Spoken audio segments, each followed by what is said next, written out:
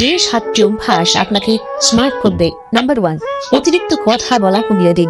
যতটুকু প্রয়োজন কথা ঠিক ততটুকু বলার অভ্যাস করুন। নাম্বার 2, যারা শব্দ করে খাবার খান তাদের কেউ পছন্দ করেন না, তাই খাবার খান নিঃশব্দে আস্তে আস্তে।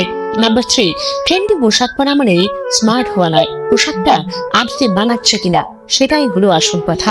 নাম্বার 4, হেসে সুন্দর করে কথা বলাও স্মার্টনেস, তাই বলে কথায় কথায় হু হু করে হাসবেন না, এটাও শোভন নয়, পরিমিত হাসুন। নাম্বার 5, যে কোনো পরিবেশে মানিয়ে চলাটাই স্মার্টনেস। আপনার মনের অবস্থা যদি খারাপও হয়, ভালো ব্যবহার করুন সবার সাথে, অল্পতেই বিরক্ত হবেন না, রেগে যাবেন না।